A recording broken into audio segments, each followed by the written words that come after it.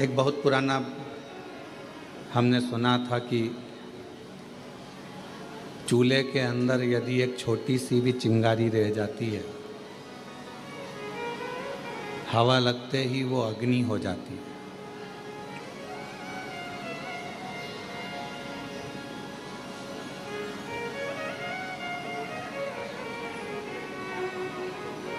एक छोटी सी चिंगारी बाद में अग्नि का रूप ले लेती है। बस हवा लगी उसमें और उसने अग्नि का रूप लिया।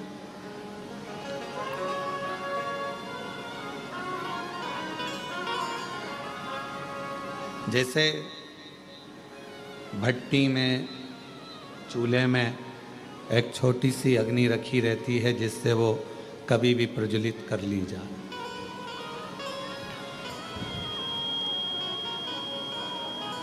उसी तरह मेरे देवाधिदेव महादेव भी जब पृथ्वी पर भेजते हैं, जन्म देते हैं, माँ के गर्भ से आपका हमारा जन्म होता है।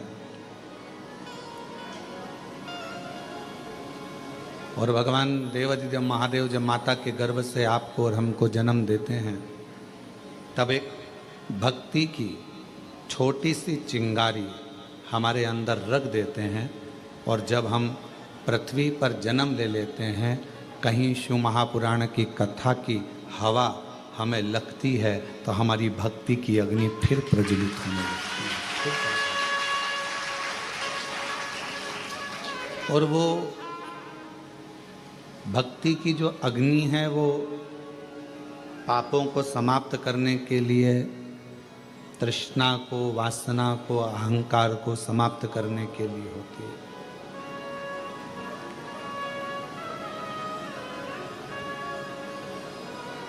यहाँ बैठकर आप कंकर शंकर का पूजन करें, 108 बैठकर 108 बार श्री शिवाय नमस्तुभ्यम का जाप करें।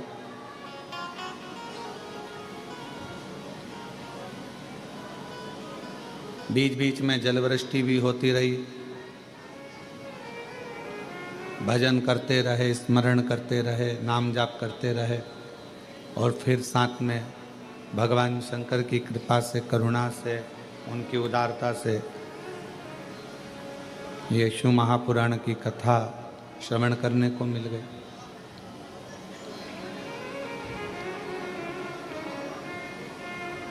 हमारे पूर्व का कोई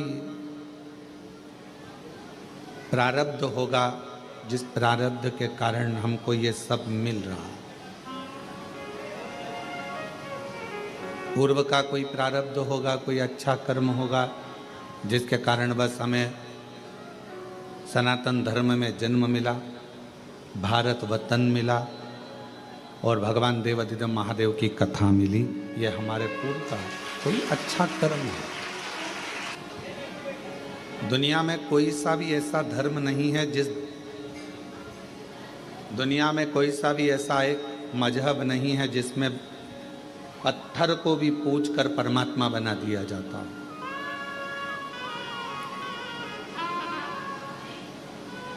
भारत की भूमि पर केवल एक सनातन धर्म ऐसा है, हिंदू धर्म ऐसा है जो एक पत्थर को भी पूजकर परमात्मा बना देते हैं और परमात्मा की आराधना कर लेते हैं।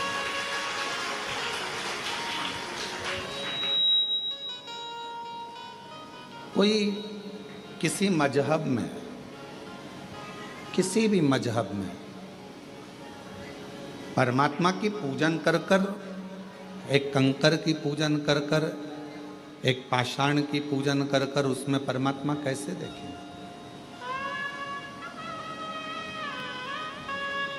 ये बल किसी में भी नहीं।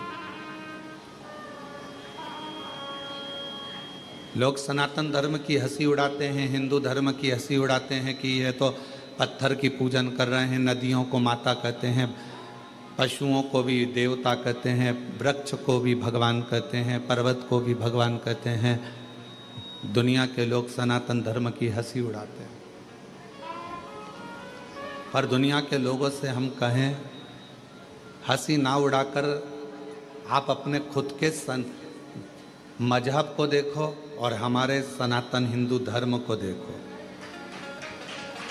तुम्हारे मजहब में परमात्मा को कंकर से भी नहीं पूजा जाता, उसमें परमात्मा की प्राप्ति नहीं करी जाती। पर हम वो सनातनी हैं जो एक मिट्टी को भी अगर हाथ में उठा लेते हैं तो उसको भी माता कहकर सम्मान देकर उसको अपने मस्तक पर चढ़ा देते हैं। एक मिट्टी को। यहाँ दुनिया के लोग आते हैं, कंकर शंकर की भूमि पर पहुँचते हैं, कंकर बीनते हैं, पूजन करते हैं 5 कंकर की। एक कंकर अपने साथ में लेकर जाते हैं, 3 महीने में, 6 महीने में, साल भर में, जब भी वो इधर आते हैं वापिस छोड़ जाते हैं, फिर ले जाते हैं।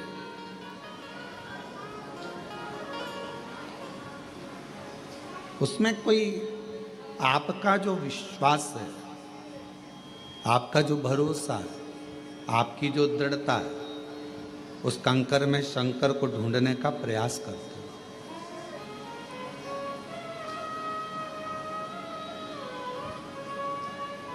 और मैंने तेरे ही भरोसे बाबा, तेरे ही भरोसे हवा भी उड़ती जावांगी बाबा।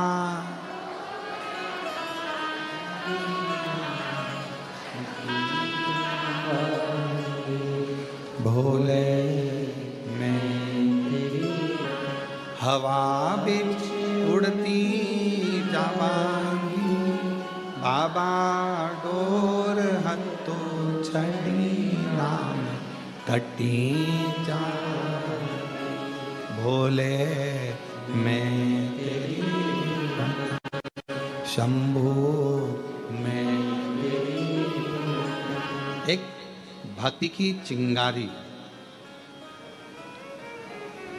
हमारे भीतर है, और वह भक्ति की चिंगारी ही हमें परमात्मा से मिलाती है। सब शिव महापुराण को नहीं सुनते, सब शंकर जी के मंदिर नहीं जाते, सब कुबेरेश्वर धाम नहीं आते। कौन शिव महापुराण की कथा सुन रहा है, कौन शंकर जी के मंदिर जा रहा है, कौन कुबेरेश्वर धाम जा रहा है, कौन उज्जैनी, कौन विश्वनाथ जा रहा है, कौन गंगा को नहा रहा है, कौन आराधना कर रहा है, साधना कर रहा है। भगवान ने सबको अपने, जिसके हृदय में भक्ति देकर परमात्मा ने भेजा, और थोड़ी सी भी हवा उस भक्ति की चिंगारी पर पड़ी, परमात्मा ने उसको खींचकर कुबेरेश्वर धाम की धरा तक बुलाया। भगवान ने बुलाया,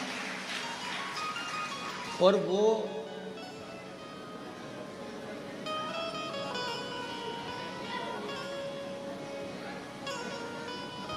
आपने अपने भांजे को फोन लगाया, भांजी को फोन लगाया, दीदी को फोन लगाया कि नहीं तुम्हें राखी पर आना पड़ेगा, राखी पर आना पड़ेगा। फोन लगाने से पहले तुमने, दीदी के आने के पहले तुमने तैयारी करी कि नहीं करी? जम के तो बोलो, करी ना। पत्नी ने पूछा क्यों? वो दीदी आने वाली है इंदौर वाली, वो जीजी आने वाली है झांसी वाली, ग्वालियर वाली, क्या दोगे उनको? वो दतिया से आएगी, वो वहाँ भोपाल से आएगी, वो इंदौर से, उसको क्या दोगे? मैंने विचार कर लिया है, उसको 1000 रुपये का लिफाफा दे देंगे, भांजा भांजी को 500 रुपये दे देंगे, और दामाद आएंगे तो उनको कपड़े दिला देंगे। मैं बाजार ले जाऊंगा, जीन्स टी शर्ट दिला दूंगा, मैं उनको वस्त्र दिला दूंगा। पर बुलाया, उसके पहले तुमने व्यवस्था कर ली देने की। उसी तरह कुबेर भंडारी जिसको बुलाता है कुबेरेश्वर धाम पर, उसको देने की व्यवस्था पहले कर लेता है कि इसको मुझे क्या दे, मुझे क्या प्रदान करना है, मैं क्या दूंगा इसको। क्योंकि ये मेरे यहाँ आएगी और खाली अगर चली गई तो 10 जगह जाकर कहेगी हम तो कुबेरेश्वर धाम होकर आए थे, हम तो होकर आए, हमें बाबा ने दिया नहीं, हमको 3 महीने में वापिस जाना था, हमको दिया नहीं। उसके मन में भाव उत्पन्न हो।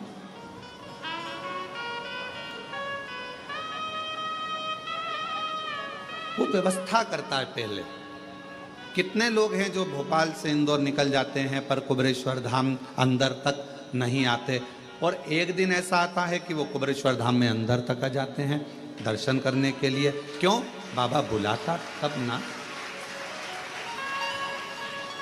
और तेरी कृपा बिना ना हिले एक भी अणु लेते हैं सांस तेरी कृपा से अणु। बखान क्या करूं मैं राखों के ढेर का, चपटी भभूत में खजाना कुबेर का। हे गंगाधार मुक्ति द्वार ओंकार तू भोले ओंकार तू। आयो शरण तिहार शंभु तारता। उसने व्यवस्था करी तुमको देने की, तो बाहर रोड पे से तुम अंदर आ, तो उसने इशारा करके तुमको अंदर बुलाया। वो अगर व्यवस्था नहीं करता, वो व्यवस्था कुछ करता ही नहीं, तो वो तुम अंदर भी नहीं आते, बाहर से ही निकल कर चले जाते।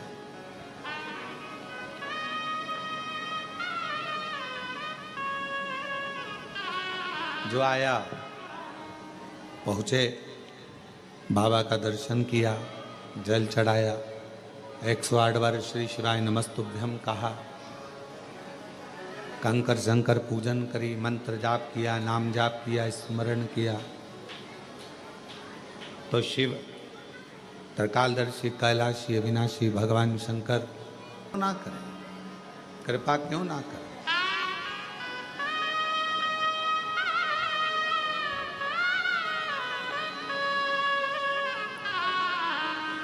फिर शिव करुणा क्यों ना करे। आप कहीं पर भी रहो,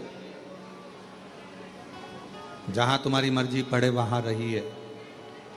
घर में, दुकान पर, फैक्ट्री में, मकान में, सर्विस में, नौकरी में, जहां तुम्हारा मर्जी पड़े वहां रहो। कई माताएं कहती हैं, कई भाई कहते हैं कि हम मंदिर नहीं जा पाते क्योंकि हमारी कॉलोनी से मंदिर बहुत दूर है। कई लोग कहते हैं कि हमारी सोसाइटी में मंदिर नहीं है।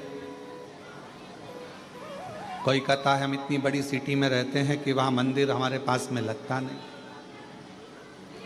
कोई कहता है कि हमारे यहाँ मंदिर तो है पर मंदिर के अंदर जाने नहीं देते।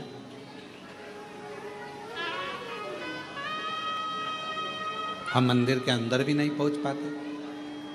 कई लोग हैं और कई तरह की बाधाएं भी हैं मनुष्य के साथ। ऐसा नहीं है कि हमने आपसे कह दिया कि एक लोटा जल चढ़ाने जाओ।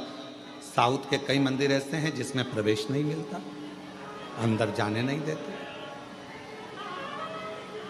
और कई कई जगह ऐसी है जहां मंदिर ही नहीं है, बहुत पास में, नहीं जा पाते, बच्चे भी नहीं जा पाते।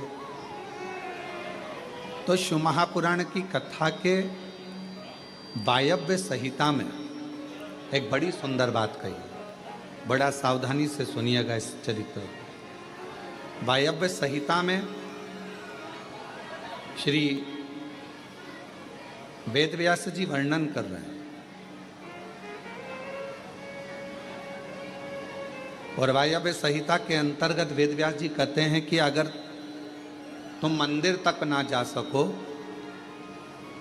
तुम शिव पर एक लोटा जल चढ़ाने के लिए अपने नज़दीक के शिवालय में, देवालय में ना जा सकें, कोई मंदिर नज़दीक नहीं है, कोई शिवालय नज़दीक नहीं है, तो वायव्य संहिता में वेदव्यास जी कहते हैं कि अपने घर में यदि बेलपत्र का वृक्ष है, बेलपत्र का छोटा सा भी अगर पौधा है, तो उसमें थोड़ा भी जल आप प्रतिदिन चढ़ा रहे हो तो समझ लेना कि 12 ज्योतिर्लिंग में आप जल चढ़ा रहे हैं। 12। ये वायव्य संहिता कर। मान लो मंदिर नजदीक में नहीं है, बीमारी बहुत ज्यादा है, तकलीफ बहुत ज्यादा है, और कहा हमने कथा में सुना है कि जल चढ़ाने जाना चाहिए, तो वहां बेलपत्र का अपने गमले में एक छोटा सा पौधा लगा, छोटा सा पौधा, और छोटा सा पौधा लगाकर उस पौधे की परवरिश करो, जल चढ़ाओ। जब वो पौधा बड़ा हो जाए तो किसी बगीचे में जाकर, कहीं शिवालय में, देवालय में, कहीं पर एकांत में उस पौधे को लगा दो।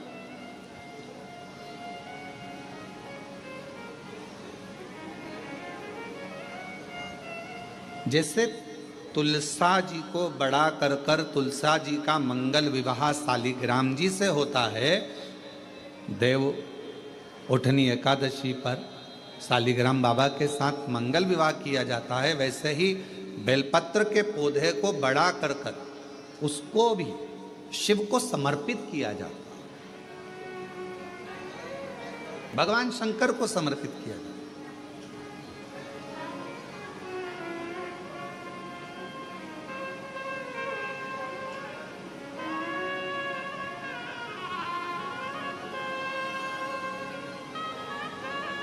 पर उस पौधे को पहले आपको बड़ा करना पड़ता है। पहले जैसे बेटी को बड़ा करते हैं और फिर उसका कन्यादान करते हैं, बेटी को बड़ा कर कर कन्यादान देते हैं, उसी तरह से बेलपत्र के पौधे को बड़ा कर कर उसकी आराधना साधना कर कर फिर उसका दान दिया जाए। कई लोग बड़े विचित्र हैं कि भाई हमको बेलपत्री का पौधा दान करना है, कुबरेश्वर धाम आए, उज्जैनी गए, किसी गुरु जी के यहाँ गए और बाजार में से पौधा ले लिया और बेलपत्र का पौधा दान करिया। उसको कम से कम थोड़ा समय अपने घर में तो रखो।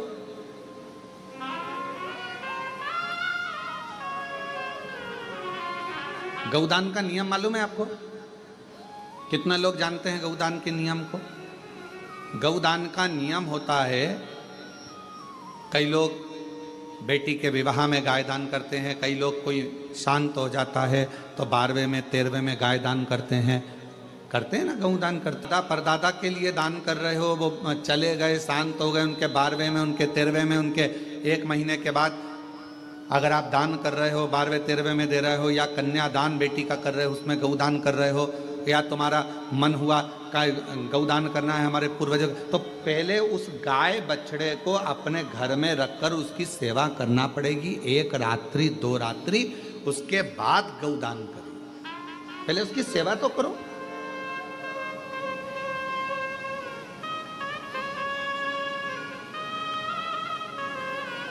आपने तो डायरेक्ट फोन कर कर कह दिया गाय लिया ना, दान करना है। पंडित जी ने संकल्प छुड़ाया, गाय दरवाजे पर आई और 1 मिनट में संकल्प छूटा। पंडित जी से कहा ले जाओ गाय, लेके जाओ जल्दी से, गाय बछड़ा लेकर जाओ। पंडित जी गाय बछड़ा लेकर चले, ढीले कम करो, गाय बछड़ा पंडित जी लेकर चले। ये श्रेष्ठता नहीं। तुलसा जी का पौधा घर में रखकर उसको पोषित कर कर बड़ा कर कर फिर शालिग्राम भगवान से विवाह कर कर फिर दिया। बेलपत्र का पौधा पहले बड़ा कर कर अपने घर में थोड़ा सा, नहीं ज़्यादा रख सकते तो 8 दिन 7 दिन 5 दिन 15 दिन 20 दिन 1 महीना 2 महीना 4 महीना 6 महीना जितना आपका रख सकते हो रखकर फिर किसी जगह पर लगाएं। क्यों, क्या जरूरत है गुरुजी अपने घर में पौधे को रखकर फिर दान करना, अपने घर में पौधे को रखकर फिर कहीं लगवाना, अपने घर में पौधे को पहले परवरिश कर कर फिर कहीं उसको लगवाना? कारण क्या पड़ता है? कारण एक है, वायव्य संहिता शिव महापुराण की कहती है, अगर हमने किसी बेलपत्र के पौधे को अपने घर में रखकर 5 दिन 7 दिन 1 महीना 15 दिन 6 महीना उसको परवरिश करा तो हमारे घर का कितना भी नेगेटिवता, कितनी भी हमारे घर में कुछ भी गंदा हो रहा है, कुछ गलत हो रहा है, कोई गलत हो रहा है, कोई झूठ बोल रहा है, कोई पाप कर्म हो गया हमारे घर में, इस भूमि पर जिसमें हम रहते हैं उस घर में एनर्जी अगर नहीं है तो आपने उस पौधे को अपने घर में रखकर उसका परवरिश कर कर 15 दिन 7 दिन 1 महीना 2 महीना 6 महीना 8 महीना जितना तुम्हारा मन कर जाए, 1 दिन 2 दिन जितना मन कर, उसके बाद पौधे को कहीं लगवा। क्यों? वो हमारे घर का पूरा गलत जो भी विचार होंगे, गलत सोच, गलत विचार, गलत ऊर्जा वो पौधा ग्रहण कर लेता है। बेलपत्र का पौधा अपने अंदर उतार लेता है। बेलपत्र का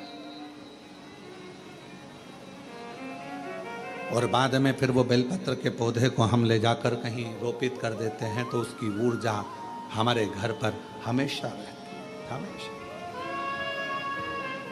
कैसे? इसके सत्य प्रमाण क्या हो सकता है? तो सत्य प्रमाण का स्मरण करिएगा।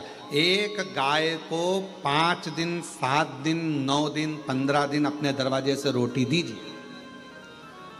9 दिन रोज रोटी दो, 10वें दिन गाय तुम्हारे दरवाजे पर आकर खड़ी हो जाए। बोलो खड़ी होगी कि नहीं होगी? जम के तो बोलो, खड़ी होगी ना। गौ माता को तुमने रोटी दिया, अब गाय रोज आकर तुम रोटी खा ला रहे, 2 दिन, 3 दिन, 5 दिन तुमने रोटी दिया तो गाय आकर खड़ी हो जाएगी। एक कुत्ता को तुम्हारे दरवाजे पर रोटी देना चालू करो, 8 दिन बाद वो कुत्ता तुम्हारे दरवाजे पर बैठना चालू कर देगा। बोलो सही है कि गलत है? जम के तो बोलो, ठीक है। एक पक्षी के लिए 2 दिन, 5 दिन, 7 दिन अपने घर के छत पर अनाज डालकर देखो, 7 दिन के बाद पक्षी